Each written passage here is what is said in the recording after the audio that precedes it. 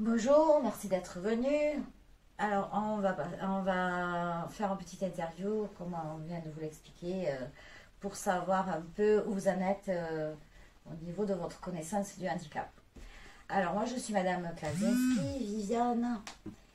J'ai 5 enfants, dont 2 enfants handicapés. Je suis bénévole à l'APF depuis plus de 40 ans.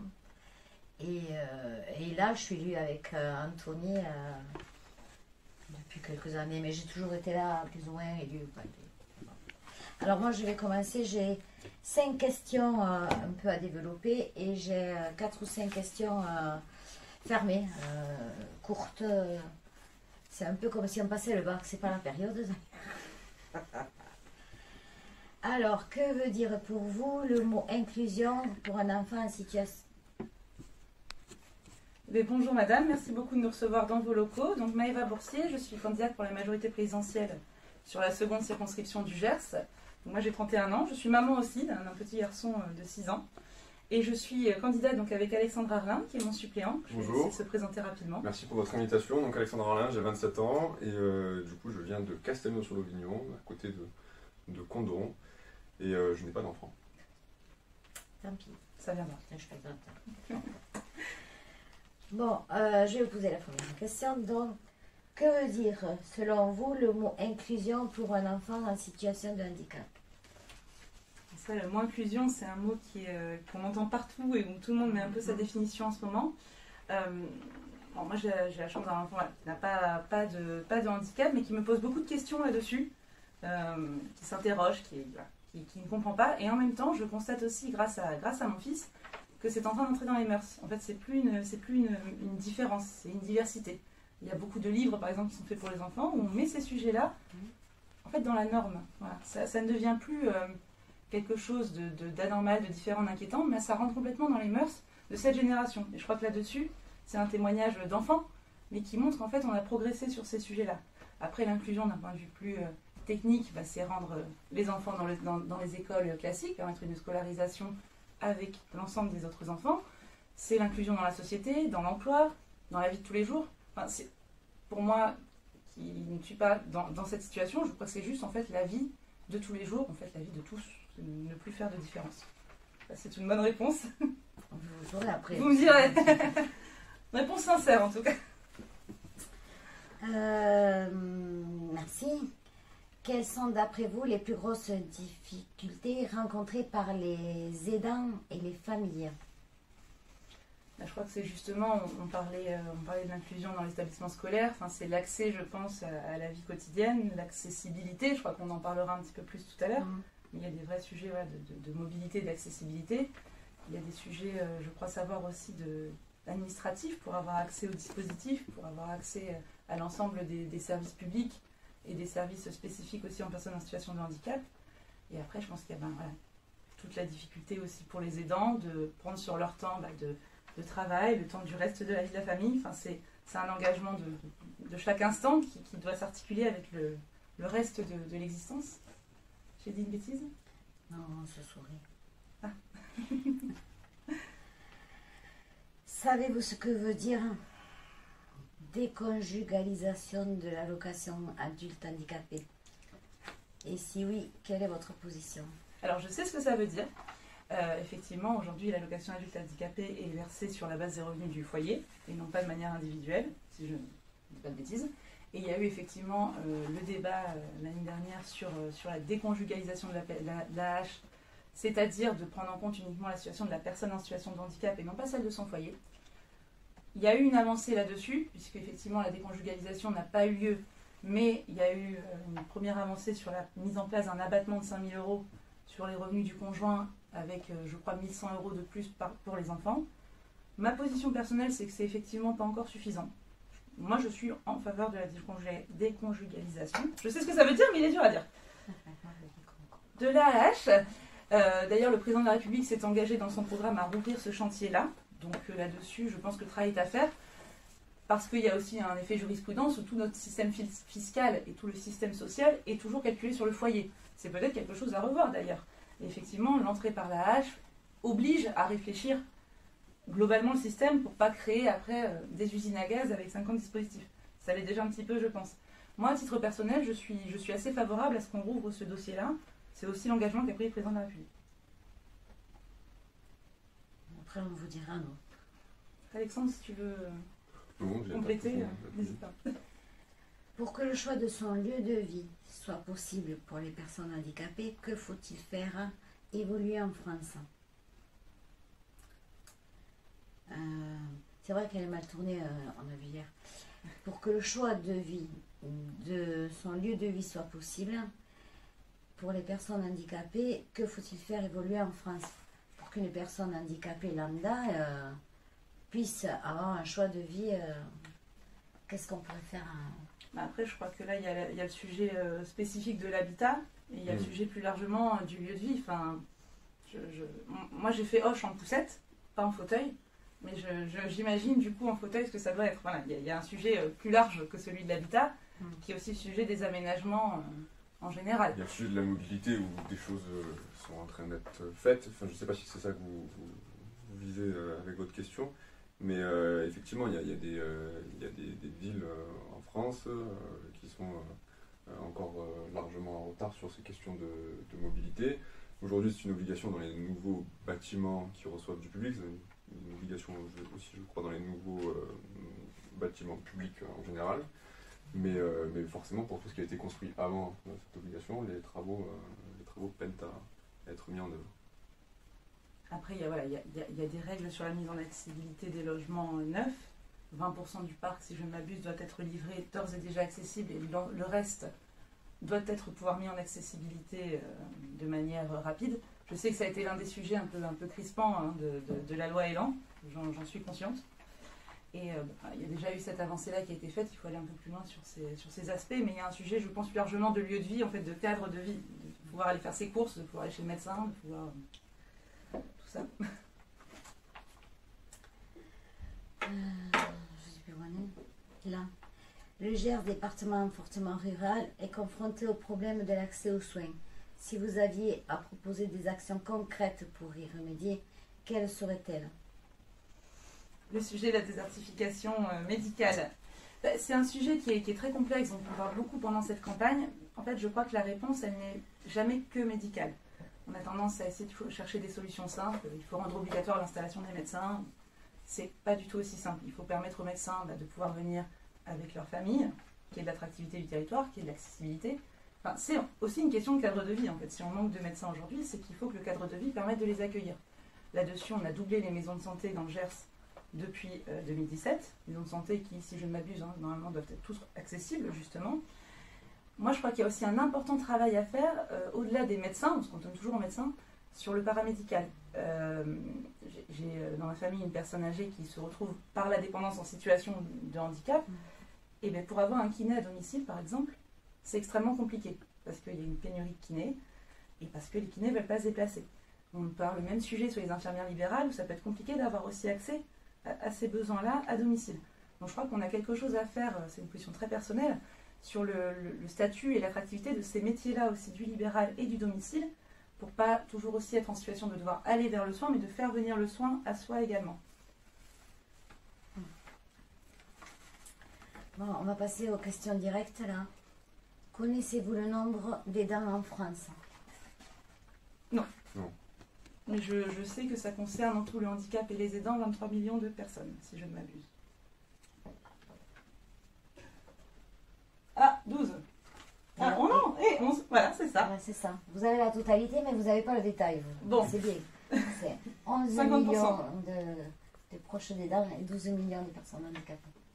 En situation de handicap. Connaissez-vous le montant de la hache?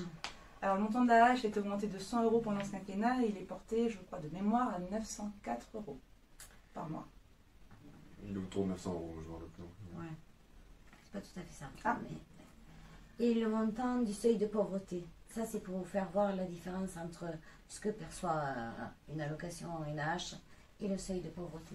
Il est dans les 900 €. Il est autour des 900 € aussi. Bon, mais je vous remercie d'avoir répondu aux questions.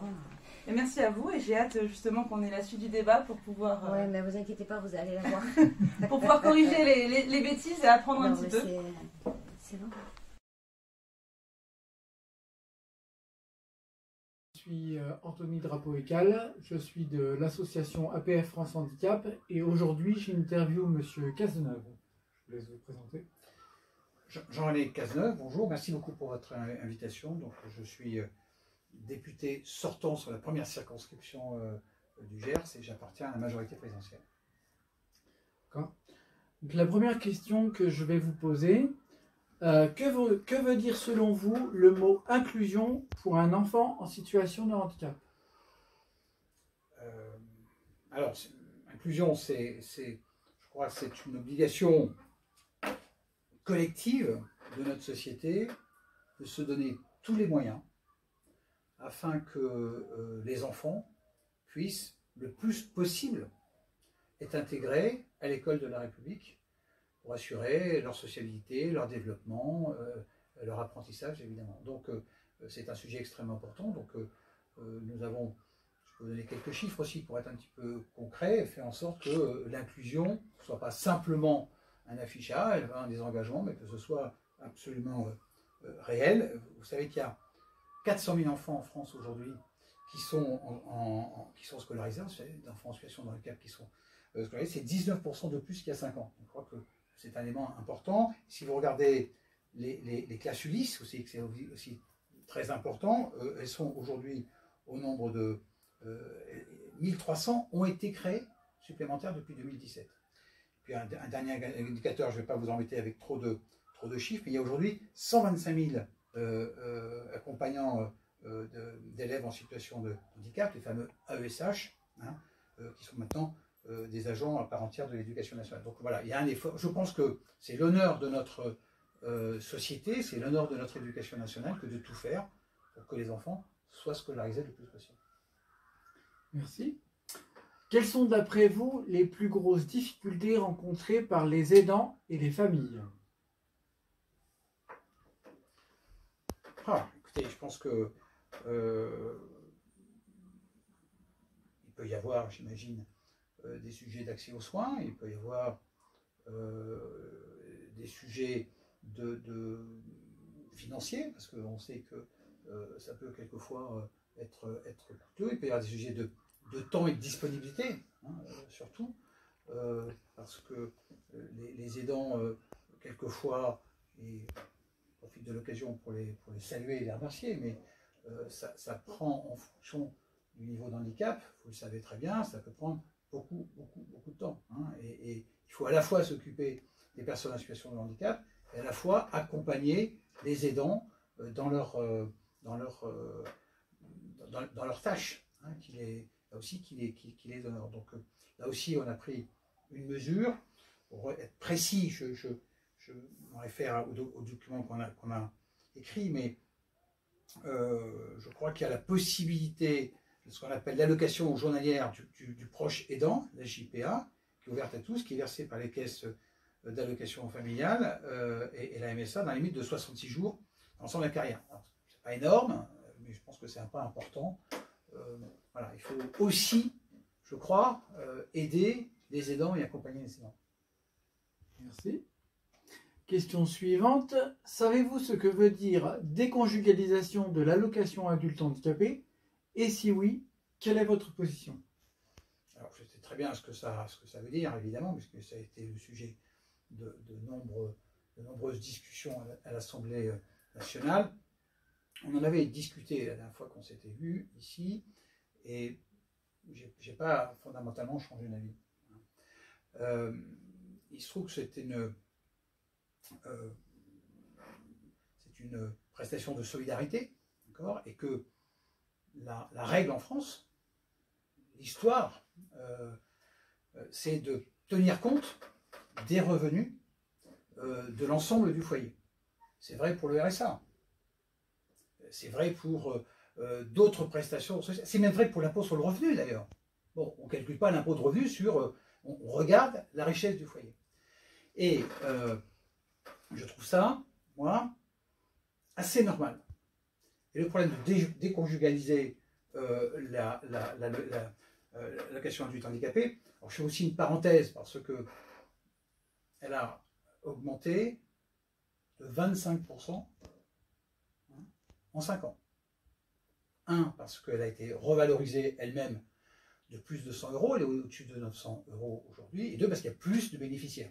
Et ça, c'est l'effort de la nation, absolument normal, hein, je veux dire, ça montre quand même notre engagement, elle a augmenté de 25%, c'est, je crois, de l'ordre de 12 milliards aujourd'hui, chaque année. Je ferme la parenthèse. Donc, je crois que donner la même chose à quelqu'un en situation de handicap qui est une personne qui a des revenus très importants, je ne trouve pas ça nécessairement juste. Alors, maintenant, je sais que c'est une demande importante des associations. Il faut juste savoir que si on déconjugalise, il y aura des perdants. Hein, on nous oublie toujours, mais je crois qu'il y a 44 000 perdants si on fait la déconjugalisation. Donc, ce qu'on a fait dans le budget cette année, on a, si vous voulez, fait sur les revenus du conjoint et en fonction du nombre d'enfants, on a fait un abattement de 5 000 euros, plus, je crois, 1 100 euros de mémoire par personne. Donc, ça a permis d'augmenter d'à peu près 100 euros cette allocation. J'ai même le nombre de bénéficiaires de cette allocation. Tac, tac, tac, il faut que je regarde. Enfin, voilà, on a pris une mesure qui a permis d'augmenter 140 000 foyers, grâce à cette mesure que nous avons votée dans le budget. 140 000 foyers ont eu une augmentation en moyenne de 110 euros par mois de la AAH. Maintenant, donc, pour faire attention à ce sujet, hein, je crois que si on allait jusqu'au bout de la déconjugalisation, moi je pense que ça pose des problèmes en fonction des revenus du conjoint. Petit 1. Petit 2, il y a des perdants. Alors, je ne sais pas si les associations ont anticipé le fait qu'il y aurait des perdants, et je trouve qu'on a trouvé une solution qui permet d'augmenter dans les foyers qui ont les moindres revenus, d'augmenter l'AAH, donc de 110 euros par mois, je vous dis, soit 140 000 encore. Maintenant, le président de la République a dit qu'il réouvrirait le débat, hein, parce qu'il y a effectivement des situations qui ne sont pas compréhensibles, et donc, voilà, donc je pense que c'est un sujet sur lequel il faut qu'on continue à travailler pour répondre aux demandes des associations. D'accord. Donc, question suivante. Pour que le choix de son lieu de vie soit possible pour les personnes handicapées, que faut-il faire évoluer en France? Écoutez, il y a d'abord tout ce qui a été fait dans les mandats précédents, hein, et continuer, ça les obligations d'accessibilité. Bon, on n'est pas au bout de nos peines, hein, et je pense qu'il y a encore trop de situations, trop de trottoirs, trop de lieux publics qui ne sont pas accessibles. Donc je pense que l'effort de la nation pour rendre tous les lieux publics accessibles doit être continué, ça c'est absolument certain. Alors, il y a les élus qui sont un peu tirés l'oreille parce que leurs budgets ne sont pas infinis, mais voilà, il faut continuer dans cette logique d'obligation. Après, il faut rendre aussi l'habitat, puisque c'est votre question, hein, l'habitat, il faut aussi faire en sorte que cet habitat soit beaucoup plus accessible. Il y a des contraintes aujourd'hui qui, je crois, ont été vues avec les associations que vous représentez, de manière à ce que voilà, les normes qui sont imposées aujourd'hui dans la construction du neuf permettent évidemment, donc ça c'est une obligation, permettent l'accès de ces logements à des personnes en situation de handicap, en tout cas une transformation rapide pour le faire. Donc il faut vraiment continuer notre effort sur les lieux publics et s'assurer que toute construction neuve, évidemment, et toute rénovation lourde, permette l'accès de cet habitat aux personnes en situation de handicap. D'accord. Enfin, ma prochaine question. Le Gers, qui est un département fortement rural, est confronté au problème de l'accès aux soins. Si vous aviez à proposer des actions concrètes pour y remédier, quelles seraient-elles? Alors, sur l'accès aux soins, c'est un sujet qui vous touche, mais un peu plus global. Bon. Donc, on a pris déjà un certain nombre de mesures dans le passé. Vous savez, on a supprimé le numerus clausus, parce qu'aujourd'hui, le manque de médecins, le manque de soignants, on paye des décisions qui n'ont pas été prises il y a 10 ans. Là, on n'est pas responsable de tout.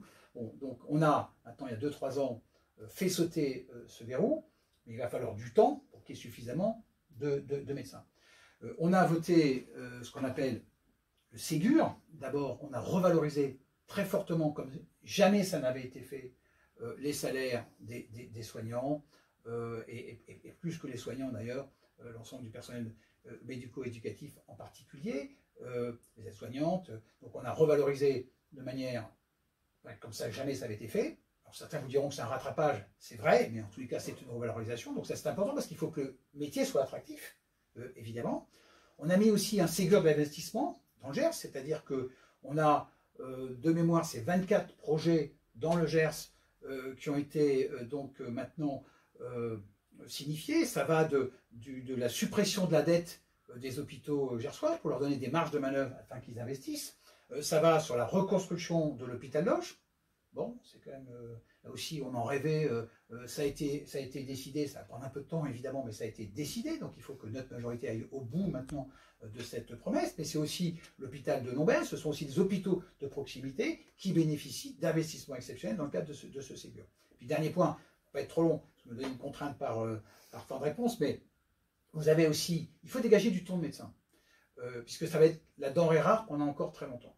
Et moi je suis pour continuer ce qu'on a fait, c'est-à-dire qu'il faut que les pharmaciens fassent plus d'actes à la place des médecins. Comme aujourd'hui ils font la vaccination, franchement personne ne s'en plaint. Il faut que les opticiens fassent des actes à la place des ophtalmos. Il faut que les infirmières fassent des actes à la place des médecins. Il faut que les kinés peut-être fassent un certain nombre d'actes. Donc voilà, il faut que toutes ces populations qui sont très formées, qui ont beaucoup de valeur, puissent remplacer les médecins dans un certain nombre d'actes pour redonner du temps aux médecins et qu'on ait accès aux médecins. D'accord. Nous allons passer... Nous allons passer maintenant à une série de questions flash. La première question, connaissez-vous le nombre d'aidants en France? D'aidants, ça inclut les AESH, ça inclut les parents, ça inclut... non, je ne connais pas, je vais vous dire une bêtise, une bêtise. D'accord. Connaissez-vous... 500 000 ? On vous donnera les réponses en fin d'interview. Oui. Connaissez-vous le montant de l'AAH? Oui, 902 €, 903 €. Ça, c'est ce qu'on a fait les... Okay. On vous donnera les réponses en fin d'interview. Et enfin, donc la dernière question. Quel est le montant du seuil de pauvreté? Alors, c'est 75% du revenu médian. Donc, c'est aujourd'hui, le revenu médian est à 1700, donc 75% de 1700, voilà la réponse. Si vous me donnez une seconde, je vous fais le calcul et je ne vais pas être très loin. Et on peut le faire de tête, hein.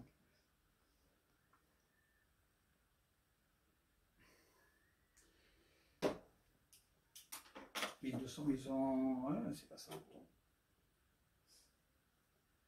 Le seuil de pauvreté, hein, 0,75% du revenu médian, pourtant c'est donc 0,75% du revenu médian. Bien, je vous remercie pour vos réponses. Je vais maintenant passer la parole à ma collègue du collectif Access pour la suite de l'interview. Merci.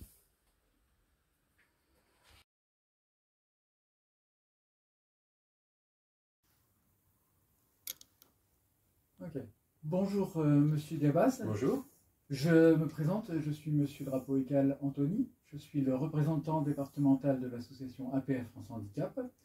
Et dans le cadre des élections législatives, vous êtes invité pour une interview. Je vais donc vous poser des questions sur le handicap en général.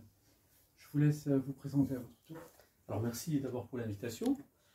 Michel Gabas, donc je suis en effet candidat aux législatives sur la 2e circonscription du Gers. Je suis installé dans le Gers depuis 1995 et je viens répondre à vos questions à plusieurs titres en tant que candidat, en tant que pharmacien, puisque c'est mon métier, donc je côtoie le handicap au quotidien, en tant que maire aussi, maire de ma commune et conseiller départemental, puisque le département, dans ses fonctions, a la solidarité, en particulier les MDPH et le soutien au handicap. Merci. Donc la première question, Que veut dire selon vous le mot inclusion pour un enfant en situation de handicap? Alors le mot inclusion, c'est de le laisser dans le système scolaire classique, mais tout en l'accompagnant. Et je connais un peu le sujet, je pense qu'il y a un souci avec le statut justement des auxiliaires, des AESH, parce que je trouve que pour justement permettre l'inclusion, il faut en donner les moyens. Et les AESH n'ont pas de statut, n'ont pas de bon salaire, ont très peu de formation.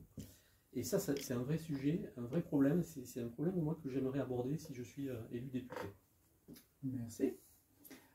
La deuxième question, quelles sont d'après vous les plus grosses difficultés rencontrées par les aidants et les familles? Pour les aidants et les familles, on le voit, je le vois souvent en particulier chez les personnes qui ont des handicapés lourds ou à aider, ou par exemple dans le cadre de la maladie d'Alzheimer, c'est de faire des coupures. Souvent, les aidants, les familles, les plus proches, s'usent énormément pour assumer le quotidien des gens qui les accompagnent.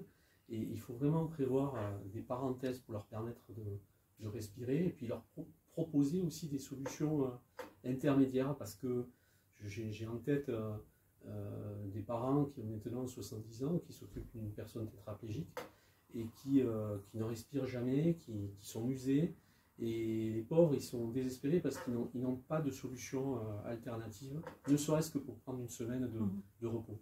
Et ça, c'est un sujet qu'on n'aborde jamais, je trouve, dans notre société, dans notre pays.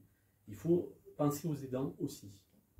Et il y a des mesures à prendre. Il y en a qui existent, mais il y en a encore à prendre. Merci. Nous allons passer maintenant à un autre sujet qui a défrayé la société il y a peu.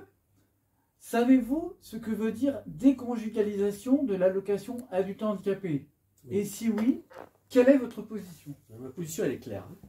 Je trouve que le handicap, elle est liée à une personne.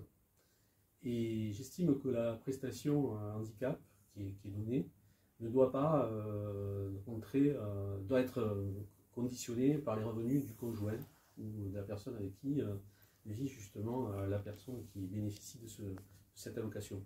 Donc moi je suis favorable, et je serai même, si je suis élu député, prêt à voter une loi pour que justement il y ait une individualisation de la prestation.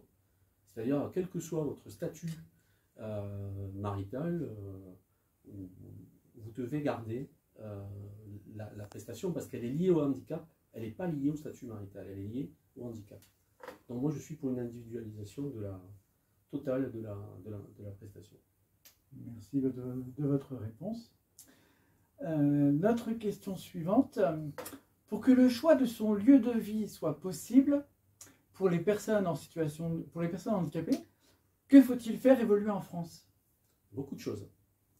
Le lieu de vie, premièrement, si on est à son domicile, il faut l'équiper pour qu'il soit accessible. Par exemple, les salles de bain doivent être accessibles. Donc ça existe déjà, des aides à l'équipement justement des domiciles pour les rendre un peu plus, disons, viables lorsqu'on a un handicap. Mais aussi, il faut permettre, au-delà du maintien à domicile, donc il faut le renforcer ce maintien à domicile, mais il faut aussi permettre d'aller dans des structures qui soient humanisées. Je sais qu'on travaille les uns et les autres à humaniser, par exemple les EHPAD ou les foyers logements, des endroits où on peut accueillir des gens en situation de handicap ou en situation de grand âge, mais avec aussi derrière une grande réflexion sur l'humanisation de tous ces lieux. Parce qu'il faut en effet que le citoyen, quel que soit son handicap, garde le choix. Moi je pense par exemple aussi aux gens, des enfants handicapés, adolescents handicapés, et puis le jour où l'adulte est handicapé et dépendant, parce qu'on peut être handicapé et se débrouiller, mais si on est handicapé et dépendant, des structures pour adultes plus âgés, il n'y en a pas beaucoup, donc il y a beaucoup de travail à faire à ce niveau-là. Il y a une réflexion globale en général sur le grand âge et sur ce qu'on appelle le 5e risque, c'est-à-dire la dépendance. Merci. Ma dernière question. Le Gers, département fortement rural, est confronté au problème de l'accès aux soins. Si vous aviez à proposer des actions concrètes pour y remédier, quelles seraient-elles? Alors là, vous me posez la question qui correspond à mon combat depuis pas mal d'années, en tant que pharmacien et élu, et en tant que membre de la commission santé de l'Association des maires de France, où je suis assez impliqué.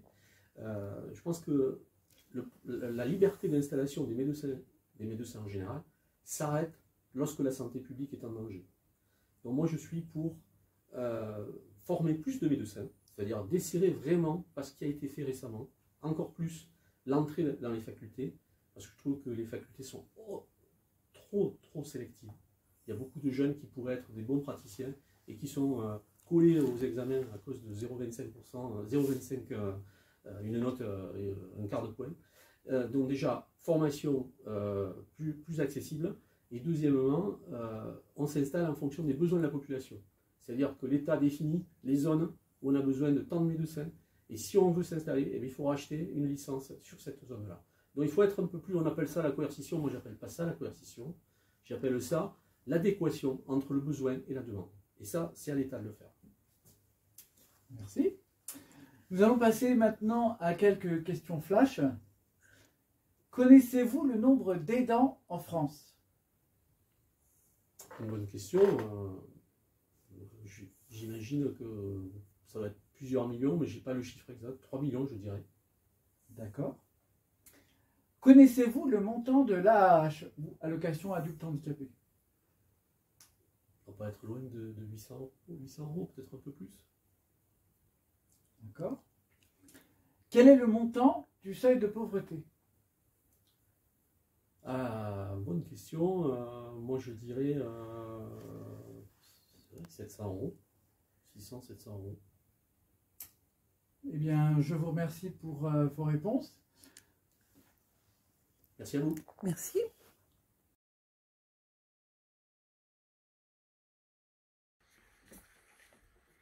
Bon, alors bonjour à tous, hein, parce que vous êtes nombreux. On vous a invité donc pour vous poser quelques questions par rapport au handicap et ce que vous en savez et ce que vous préconisez lors de votre mandat, si mandat il y a. On va commencer par faire un tour de table, si vous voulez bien. Oui, je commence, après je laisse la parole à Annabelle et Françoise. Je suis donc Pascal Levieux, je suis candidat de la nouvelle Union populaire écologique et sociale sur la première circonscription du Gers, c'est-à-dire le sud du département. Moi, Annabelle Emery, la suppléante de Pascal sur la Circo 1, ancienne auxiliaire de vie à domicile chez un tétraplégique, donc très intéressée sur le sujet du handicap. Françoise Dubos, candidate nouvelle Union populaire écologique et sociale sur la circonscription 2 du Gers, c'est-à-dire le nord du département. Et j'ai été au service de ressources humaines sur un CIAS d'une communauté de communes gersoise. Donc impliquée aussi. Alors moi je suis Madame Klavzinski. Je suis la maman de 2 enfants handicapés sur 5. Vous dire que je suis bénévole à l'APF depuis que j'ai à peu près, ça fait plus de 40 ans que je suis bénévole ici. Et que je suis essentiellement intéressée, moi, par la problématique des familles. Des parents et des familles d'enfants handicapés. Voilà, c'est pour ça que j'ai réintégré le CD 32 pour accompagner les familles dans leur quotidien. Voilà, bon, on va passer à la première question. Que veut dire pour vous, selon vous, le mot inclusion pour un enfant en situation de handicap? Je commence, Annabelle et Françoise. Allez. Alors, moi, avant de préciser un petit peu ce que je mets derrière inclusion, je tiens à préciser que la philosophie du programme L'Avenir en commun, qui est devenu le programme du PES, Nouvelle Union populaire écologique et sociale, parle du handicap dans les termes suivants. Le handicap n'est pas quelque chose qui doit essentialiser les personnes qui en seraient affectées. C'est avant tout une conjugaison plutôt malheureuse, puisqu'on ne fait pas dans la société tout ce qu'il faut pour que ces personnes affectés par du handicap, quel qu'il soit, bien qu'aujourd'hui on ne parle pas de santé mentale, on ne parle a priori que du handicap physique, si j'ai bien compris Non, l'APF. l'APF, c'est handicap physique et troubles associés. Maintenant, c'est tout handicap confondu. Mais bon. Donc la gestion par la société aujourd'hui du handicap cherche à médicaliser, à faire coller sur ces personnes-là une espèce de dépendance qui n'est absolument pas la philosophie de notre programme NUPES. C'est-à-dire que nous estimons que toute personne, comme le dit l'article 1 de la Déclaration universelle des droits de l'homme, tout citoyen a droit à exercer ses droits, à la dignité humaine, donc à l'emploi, à l'éducation, etc. Donc, avant de rentrer dans le détail de ce que nous, on met dans notre plan handicap, j'insiste très lourdement sur l'idée que le regard que nous portons sur le handicap, c'est que c'est avant tout, non pas le drame d'une personne, mais c'est le résultat d'un environnement qui ne fait pas ce qu'il faut pour que le handicap, malheureusement, se perpétue et rende la vie difficile. Donc c'est avant tout une situation. Donc le terme « en situation de handicap » nous convient en fait parfaitement. Sur l'inclusion, là on est déjà peut-être sur les propositions concrètes de notre plan handicap, c'est le droit à la citoyenneté, le droit à l'éducation, le droit à l'emploi, l'accessibilité. Après, peut-être que Françoise et Annabelle préciseront des mesures du plan qui ne viennent pas à l'esprit. C'est reprendre la loi de 2005.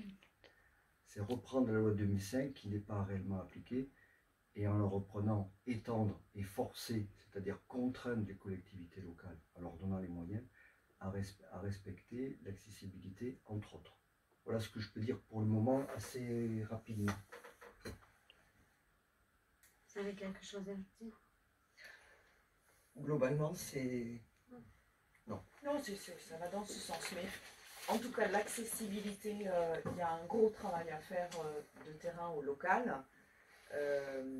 Maintenant, il faut effectivement qu'au national, ce soit appuyé fortement pour qu'en découlent des choses localement, puisque effectivement, l'accès à certains endroits est plus que compliqué. Quelles sont d'après vous les plus grosses difficultés rencontrées par les aidants et les familles? Là, je suis peut-être assez bien placée. Les aidants sont souvent les personnes les plus sollicitées, évidemment, et donc qui s'épuisent le plus. Sauf que quand elles sont ou en activité ou même retraitées, c'est un état qui est très lourd à porter et pour le moment peu de structures sont là pour alléger cette aide qu'ils apportent au quotidien et 24 heures sur 24. Que ce soit pour les enfants, pour des gens d'un âge moyen ou pour des anciens. Ça, c'est un des points, effectivement. Les établissements sont trop peu nombreux pour recevoir des personnes en situation de handicap, que ce soit mental ou physique d'ailleurs. Nous avons dans la NUPES, dans le programme et dans les 650 mesures, le projet d'accélérer le recrutement d'AVS et d'aides-soignants à ce niveau-là. Ça, c'est un minimum que nous puissions faire. Un gros recrutement par rapport à tout ça, plus des aides, évidemment, pour les aidants. Améliorer leur statut et le rendre professionnel pratiquement. Je rajoute 2 mesures. Alors, c'est peut-être pas exactement dans la famille, dans le chapitre des aidants, mais c'est l'occasion de le dire. 2 grandes mesures, la déconjugalisation et évidemment le nombre dans le SH qu'on augmente très fortement et qu'on titularise avec des statuts de CDI par les collectivités locales ou par de droit privé associatif. Sur la déconjugalisation, point très important. L'âge qui me semble être aux alentours de 930 €, si je dis de bêtises, vous rectifierez, mais c'est à peu près ça, signifie que cette allocation est inférieure au seuil de pauvreté. Ce que nous disons avec notre proposition de déconjugaliser, c'est que toute personne en situation de handicap doit bénéficier d'une allocation de 1 500 €, qui est le SMIC net que nous proposons. Ceci, indépendamment, avec plaisir, 1 500 €. ceci indépendamment de la situation Du conjoint. du conjoint. Donc on distingue la personne qui doit bénéficier d'une allocation de la situation familiale, qui évidemment est un argument pour verser moins d'aide et oblige les personnes affectées d'un handicap à Être totalement être dépendant. totalement Encore dépendante plus d'une famille, d'un dépendant. couple, d'un mariage, etc. Avec toutes les conséquences que ça a. Voilà. Bon, écoutez, au vu de votre rapidité, parce que je devais vous demander ce que représentait la déconjugalisation, Ben voilà, on vous le est, savez. on est content, vous êtes passé à la 3e. Alors, pour que le choix de son lieu de vie soit possible pour les personnes handicapées, que faut-il faire évoluer en France? Là, c'est sans aucun souci les constructions nouvelles et la réhabilitation de tous les logements, qu'ils soient enfin aux normes d'accessibilité. Tel que Voilà. le prévoyait la loi de 2005. Voilà. Appliquer la loi. C'est encore dans notre programme et dans nos projets. Puisque 300 000 logements sociaux est prévu dans notre programme par an. Évidemment, un pourcentage de logements pour les handicapés sera respecté, puisque c'est déjà dans la loi, il faut juste le faire appliquer. Voilà. Et progressivement à tous les logements. Et C'est voilà. bien spécifié. Et pour finir, le Gers, département fortement rural, est confronté au problème de l'accès aux soins. Si vous aviez à proposer des actions concrètes pour y remédier, quelles seraient-elles? Bien. Vas-y, on a assez parlé. Bon, c'est la question des services publics qui Voilà. est pour nous l'un des plus gros chantiers qu'on lance dès que la majorité permet au gouvernement NUPES de diriger la politique du pays, comme on dit. Les services publics, c'est hôpital, école et gare.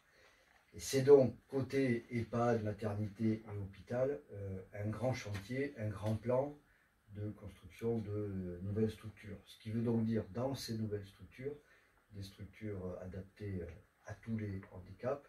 À ma connaissance, côté malentendant, malvoyant, il y a une carence dans le Énorme. Gers. Sur la santé mentale, bien que c'est un autre champ de la santé, il y a un gros problème concernant la gestion publique et même libérale de la santé mentale. Voilà ce que je peux annoncer rapidement aujourd'hui. C'est ça. 100 000 soignants de prévus dans le programme, 260 000 dans mes souvenirs dans les EHPAD et le médico-social, ce qui devrait quand même donner une respiration justement au handicap. Alors, on passe au direct, aux questions flash. Allez. Connaissez-vous le nombre d'aidants en France? Non, Moi, je ne le connais pas. non, vraiment pas. Non. Je veux bien savoir ça. On C'est sait qu'il n'y en a à peu pas près assez, ça c'est certain. 1 million 12 millions de personnes qui s'estiment en Non, situation non, pas de mes lunettes. handicap 11 millions. et on considère que c'est 11 millions de proches aidants.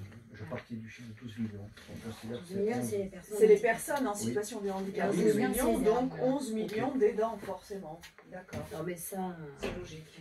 On n'a pas regardé la fiche en rentrant. J'avais surtout pas mes lunettes. Alors, connaissez-vous le montant de la hache? 930. 900, un C'est peu pas ça. plus là. Je vais vous dire tout à l'heure. Non, c'est 903.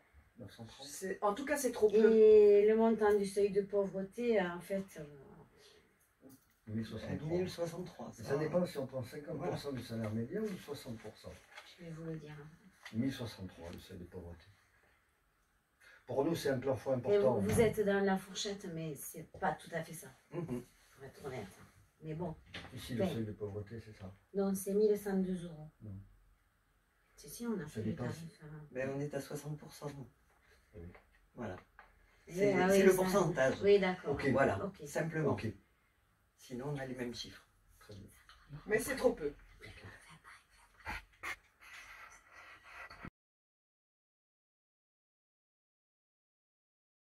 Donc bonjour, je suis donc Anthony Drapeau-Écal, je suis le représentant départemental APF France Handicap du Gers. Je vais vous poser des questions pour le compte du collectif Accessible 32, donc ce sont des questions qui vont concerner essentiellement l'accessibilité. Je vous laisse vous présenter.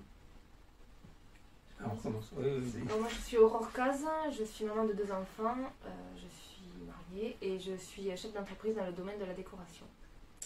Et moi, je m'appelle Eric Monteil, je suis exploitant agricole, éleveur de chevaux, et avant ça, j'ai fait une carrière dans les technologies de l'information.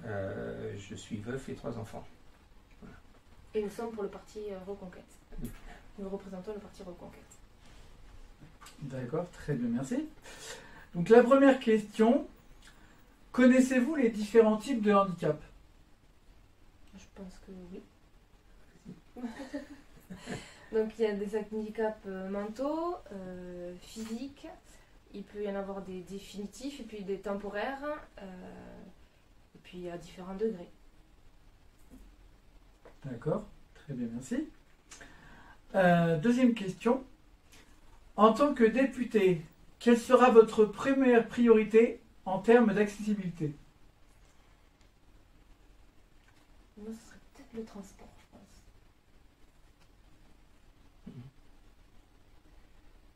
pense. Vu la discussion que nous venons d'avoir, il y en a partout. Et si je suis madame, en fait, la priorité, c'est de regarder tous les lieux publics et de voir qu'est-ce qui freine l'accessibilité, en fait. Mais les transports publics, je pense qu'il y en a très peu qui sont adaptés aussi. Donc, il y en a, mais probablement pas suffisamment. Non. D'accord. Les personnes en situation de handicap ont de grosses difficultés pour se déplacer par les transports collectifs. Et cela est accentué lorsqu'on vit en milieu rural. En tant que député, quelles propositions ferez-vous pour améliorer les choses? Vous savez, il n'y a pas 50 moyens, hein. Il faut mettre des moyens de transport, il faut donc des minibus, enfin aménagés évidemment, en beaucoup plus grande quantité. À ma connaissance aujourd'hui, il n'y a essentiellement que les ambulances, j'imagine. Non, il y a un transport qui s'est mis sur le canton, je crois, ou même sur le département. GHP, vous voulez dire. Ben, ça s'appelle le transport...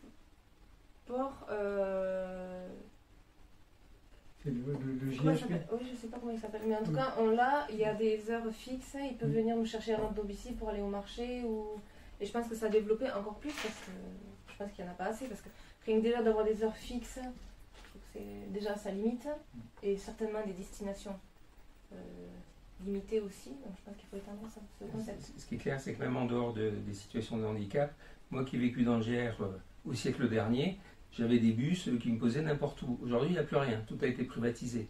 Donc c'est un problème. Et tout cet argent qu'ils ont économisé en privatisant, on pourrait peut-être le remettre sur des choses qui sont utiles, quoi. Ouais. D'accord. Question suivante. En 2005, une loi a été votée en faveur des personnes handicapées. Un large volet concernait l'accessibilité. Mais nous sommes loin du respect de la loi aujourd'hui. Et il n'y a aucune sanction pour le non-respect de la loi. Que proposez-vous? Écoutez, une loi, ça doit être respecté. Donc je ne comprends pas pourquoi il n'y a pas de sanction, tout bêtement. Et les constructeurs qui ne font pas le boulot, l'État a tous les moyens de les sanctionner. Donc, je comprends votre question, mais je ne comprends pas pourquoi c'est comme ça. Oui, de toute façon, on est dans un gouvernement laxiste aujourd'hui, sur tous les sujets. Donc il faut que ça change. D'accord. Faut voter Reconquête. Merci beaucoup de vos réponses. Nous allons passer maintenant à une série de questions flash. Que veut dire PMR ou personne à mobilité réduite? Ben, je pense que ça peut concerner toutes sortes de handicaps en fait. Donc, oui, les mots parlent d'eux-mêmes quand même. Une personne qui ne peut pas se déplacer comme quelqu'un qui n'aurait pas de handicap. Ça peut être aussi les non-voyants ou les malvoyants, ça peut être aussi, je pense, ceux qui sont atteints de surdité plus ou moins aiguë. Tout ce qui tout ce qui peut gêner en fait. Oui. Rendre que ça soit moins fluide que quelqu'un qui est valide, complètement valide. D'accord. Question suivante. Qu'est-ce qu'un handicap invisible? Ça peut être un handicap mental, une surdité, quelqu'un de malvoyant, ça peut être de ne pas savoir. D'accord. Oui, bah, si vous voulez, là aussi, ça parle de soi, mais c'est un handicap qui n'est pas visible instantanément. C'est-à-dire, vous croisez la personne, vous ne vous rendez pas compte qu'il y a quelque chose qui ne va pas. Donc, elle n'a pas tous les moyens qu'elle souhaiterait. D'accord. Savez-vous combien il y a de personnes handicapées en France? 12 millions. Voilà, c'est le début. D'accord. Une question maintenant sur le Gers. L'accessibilité du parvis de la cathédrale est-elle correcte selon vous? Certainement que non, sinon vous ne poseriez pas la question.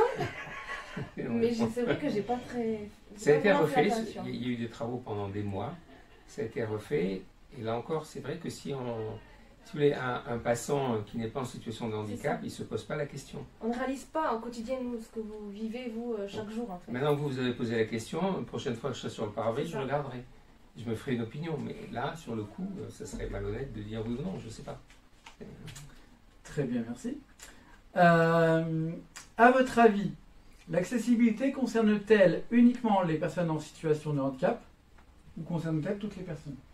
Ah, madame m'ayant fait la leçon, c'est toutes les personnes. Toutes les personnes. Ça peut être les mamans avec une poussette, non, mais ça peut vrai. être tout le monde. Vous avez raison, on peut y y apprendre. Jambes, oui. Tout le monde, je pense. Les personnes âgées aussi, ça peut être... Très bien. Eh bien, je vous remercie d'avoir répondu à mes questions. Merci de nous avoir reçus. Et je vous dis à très bientôt pour la suite de nos interviews. Alors, bonjour Monsieur Topiak, je vous remercie d'être venu. Plaisir. Je suis Mme Kavinsky, j'ai 5 enfants, dont 2 enfants en situation de handicap.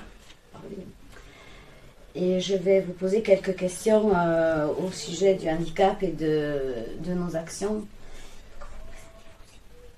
Donc David Topiak, je suis donc candidat à l'élection législative sur la 2e circonscription du Gers. Je suis maire de la commune de Saint-Clar depuis 2008. Je suis également conseiller régional à la région Occitanie. Voilà. Bon, alors on va passer à la première question. Moi, je suis malvoyante. Que veut dire selon vous le mot inclusion pour un enfant en situation de handicap?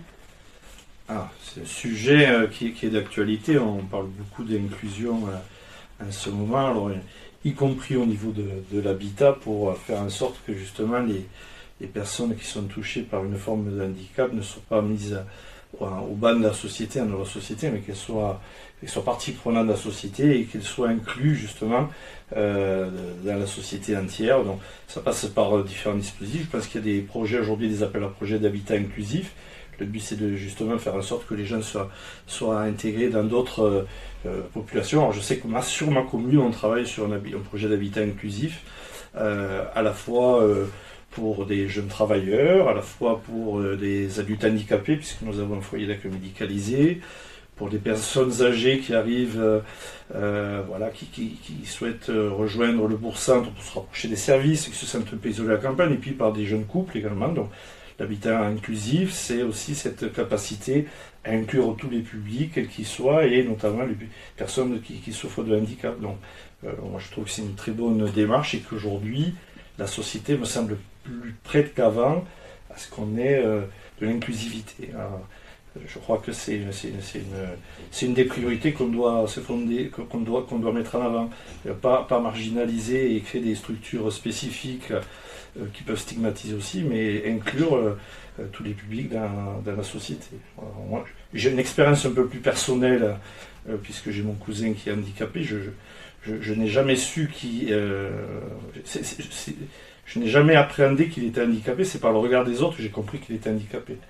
Quand j'ai été adolescent, ça m'avait un peu perturbé, parce que pour moi, mon cousin n'était pas handicapé. On me demandait toujours quelle forme d'handicap il avait, je ne sais toujours pas aujourd'hui, parce que pour moi, il n'est pas handicapé. Donc ça, c'est une question plus personnelle. Mais quand il était gamin, lui, il a suivi, il était à l'école du village. Et il est resté le plus longtemps possible. Après, il a été obligé de partir des établissements spécialisés qu'il a un peu déraciné de chez lui.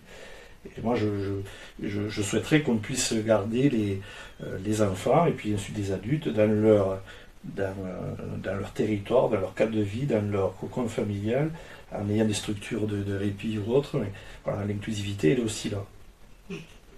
Merci. quelles sont d'après vous les plus grosses difficultés, rencontrées par les aidants et les familles? Allez, justement, c'est un sujet que j'évoquais un petit peu, ça fait le lien. Je crois que la plus grosse difficulté, c'est justement d'avoir des moments de répit. C'est-à-dire les aidants, les familles, c'est une charge souvent qui peut être lourde et il y a besoin d'avoir des moments de répit. Alors, on le voit aussi, on a un peu le même sujet pour des personnes qui accompagnent leurs conjoints, leurs conjointes sur des périodes de fin de vie. Les gens qui s'impliquent beaucoup pour soutenir les autres souffrent et parfois au détriment de leur propre santé. Donc, on a besoin d'un équilibre et d'avoir des structures avec des accueils de jour. Ou des structures où les personnes peuvent rentrer et ressortir assez librement. Je trouve que c'est intéressant pour donner des temps de répit aussi aux familles, aux aidants. Je crois que c'est l'enjeu d'aujourd'hui aussi, c'est prendre en compte la charge que peut représenter la prise en charge d'un enfant ou d'un adulte handicapé pour des familles ou des aidants et de leur donner ces petits moments de répit. Savez-vous ce que veut dire déconjugalisation de l'allocation adulte handicapé? Ah oui, alors j'en ai entendu parler, je ne suis pas encore assez pointu sur le sujet, mais vous allez m'en dire plus. C'est un sujet dont j'ai entendu parler et effectivement, donc je crois que ça vient, c'est au niveau de... c'est une aide qui vient donc du coup se réduire sur... alors j'ai plus vous allez m'en dire plus là parce que. Ouais, mais je vous dirai après, on va finir le questionnement. J'avais compris. Alors, je pense que c'est dans un couple, je pense, c'est qu'il y a il y a le fait de ne pas bénéficier d'une aide dans un contexte particulier, mais ça je ne suis pas assez pointu là-dessus, malheureusement. Vous m'en direz plus tout à l'heure. Je vais vous le dire. Oui. Où est-ce qu'il y a Alors. Et cette question, elle est bizarre, mais je vous l'explique. Pour que le choix de son lieu de vie soit possible, pour les personnes handicapées, que faut-il évoluer en France? Faire évoluer. Alors, pour que le choix de vie soit possible, pour toutes les personnes handicapées, que faut-il faire évoluer en France? Ah oui, alors... Ça sous-entend qu'ils n'ont pas le choix... Oui, alors, je reprends un peu... Je fais le lien avec les premières questions. À mon avis, ça passe aussi par aujourd'hui, pour certains publics handicapés, il n'y a pas beaucoup d'alternatives comme structure d'accueil. Donc je pense qu'il faut diversifier les structures d'accueil. Le fait d'avoir, notamment pour revenir à ce que je disais de l'habitat inclusif, ça me semble intéressant. Alors ça, c'est un premier sujet. Qu'est-ce qu'il faudra? Après, je pense qu'il y a une histoire aussi de ressources. C'est-à-dire qu'il faut que les aides...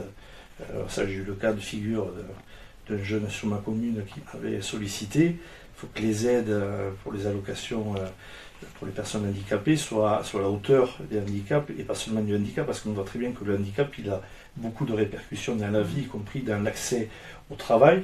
La difficulté de trouver un travail qu'on a une forme d'handicap, elle est avérée aujourd'hui malgré les obligations d'emploi des travailleurs handicapés. Donc je pense qu'il y a aussi le sujet de l'allocation et le sujet de l'accès à l'emploi. Et je pense que l'accès à l'emploi, c'est aussi, dans une société, l'accomplissement de chacun et une reconnaissance de la société, avec un emploi adapté, effectivement, mais voilà, à mon avis, ce sont des enjeux qui sont tous autour de l'inclusivité, c'est-à-dire que les personnes en position qui sont touchées par une forme de handicap, elles aient cette possibilité de pouvoir vivre là où elles le souhaitent, avec suffisamment de revenus, et avec la reconnaissance de la société. Donc, l'accomplissement, pour moi, il passe par l'intégration sociale, ça passe par le travail, voilà, il y a plusieurs choses. Donc, je crois que c'est au sens large de l'inclusivité, et derrière, effectivement, avec des moyens associés très spécifiques sur de l'habitat, sur des revenus et sur l'accès au travail.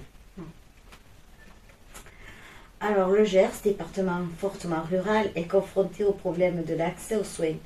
Si vous aviez à proposer des actions concrètes pour y remédier, quelles seraient-elles? Alors, j'en ai déjà proposé une en tant que maire.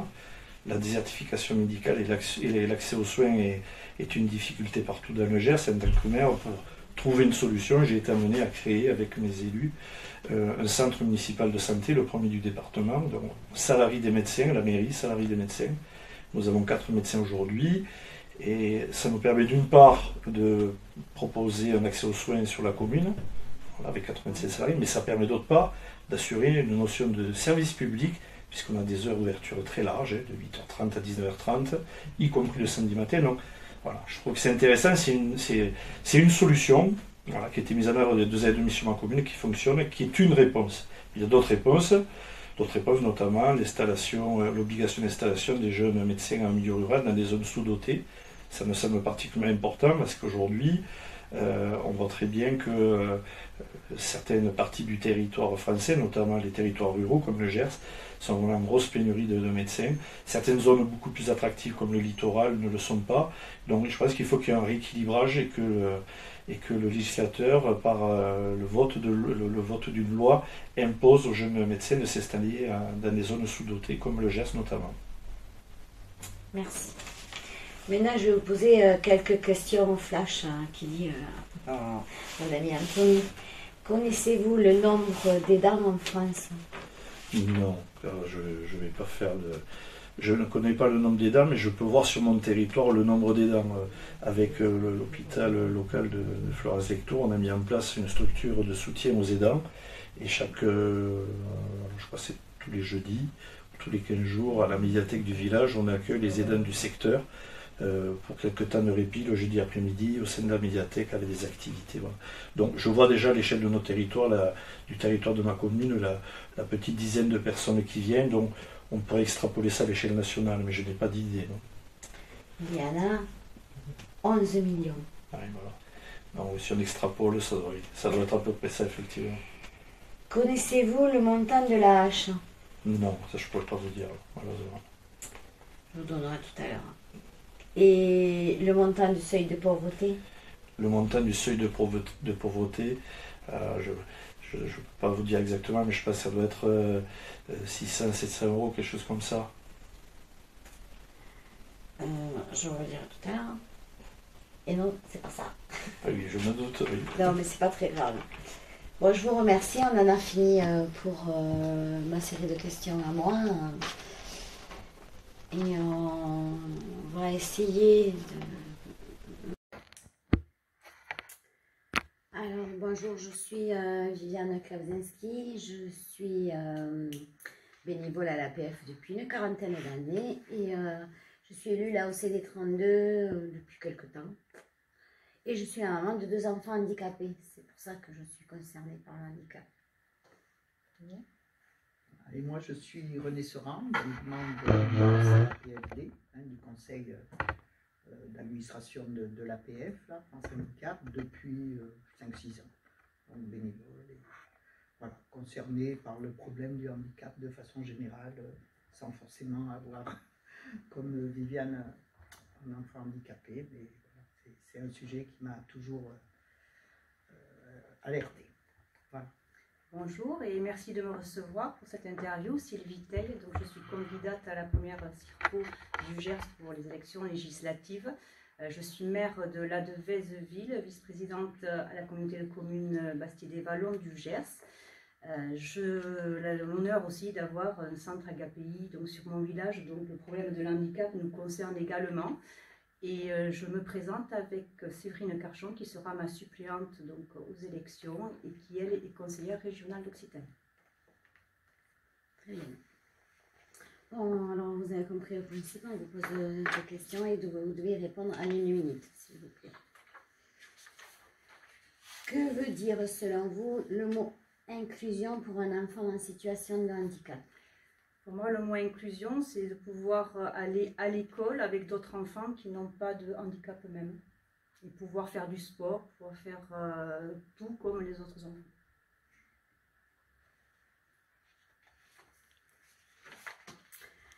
Quelles sont, d'après vous, les plus grosses difficultés rencontrées par les aidants et les familles?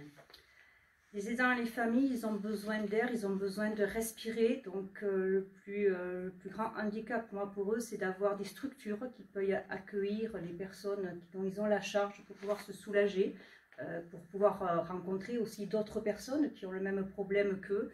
Et là, je pense que c'est à nous à faire quelque chose pour que ces structures existent et puissent être développées dans notre département.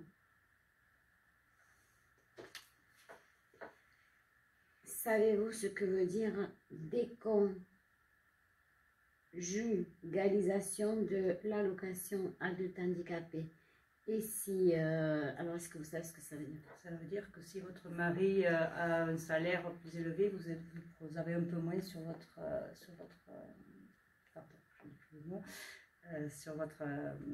prestation.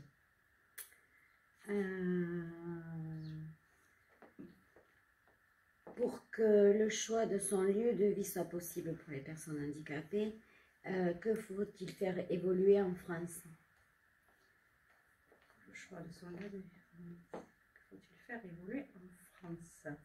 Déjà, il faut qu'il y ait des logements accessibles, parce que pour pouvoir se loger quand on a un handicap, il faut avoir le logement adapté à l'handicap en priorité. Et je ne sais pas plus. Donc,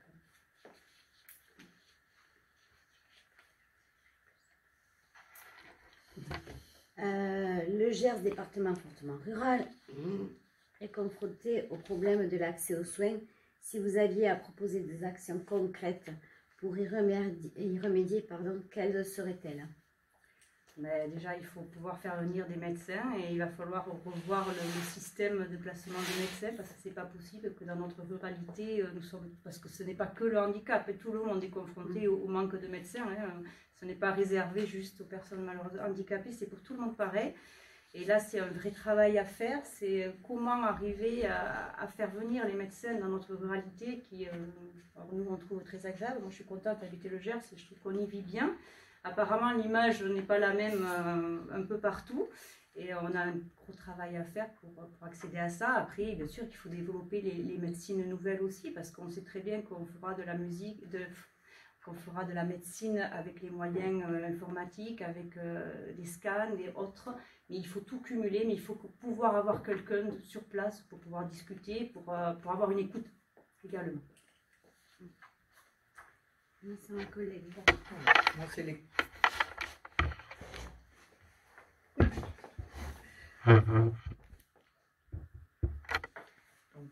C'est les questions flash.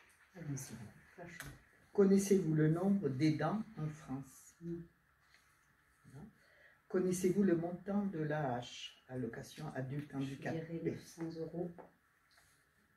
Au 1er avril 2022, c'est ça.